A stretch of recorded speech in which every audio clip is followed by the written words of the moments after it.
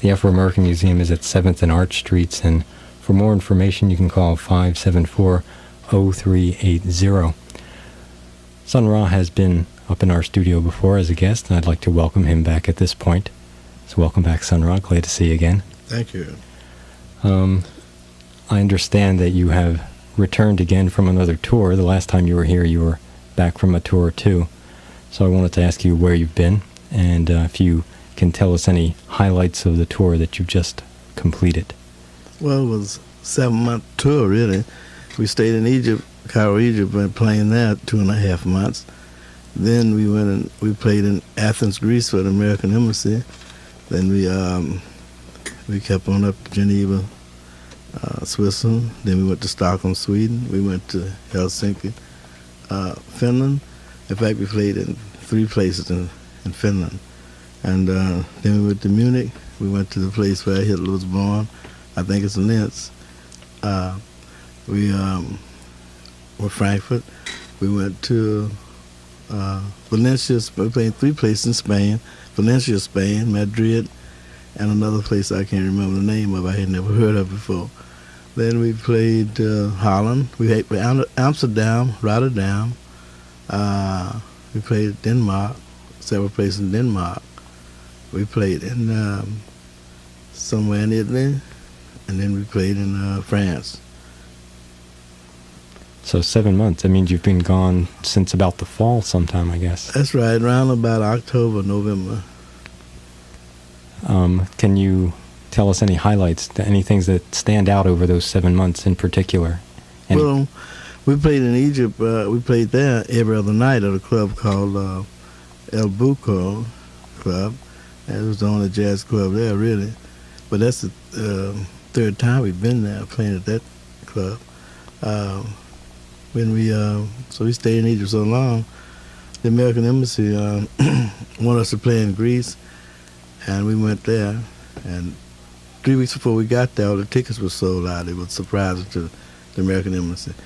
Other places we went,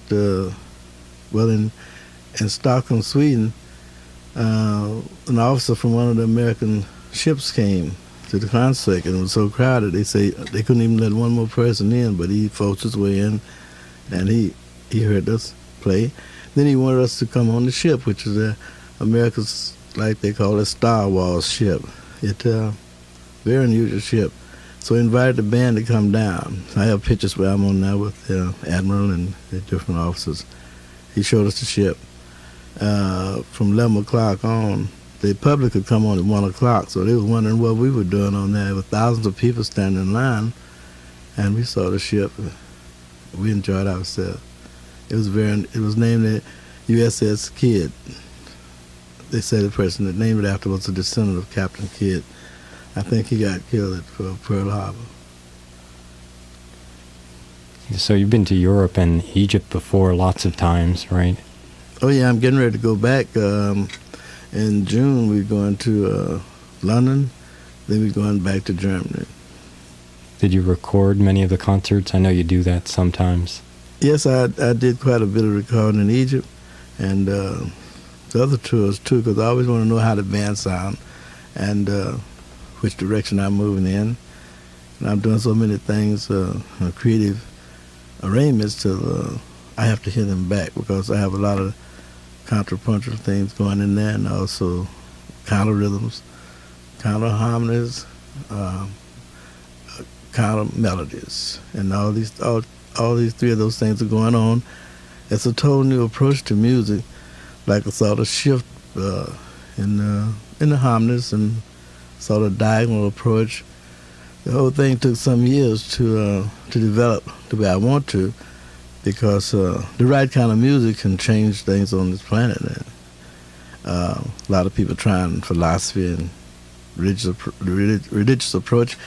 All kind of things have been tried, but nothing can move unless the music moves too, because if people move on one level and the music is the same, it's impossible for them to escape from the humdrum sameness. The music tells the tale. Like you judge a tree by its fruit, you judge a planet by the music. And music have to be on this planet the kind that other people on other planets would like.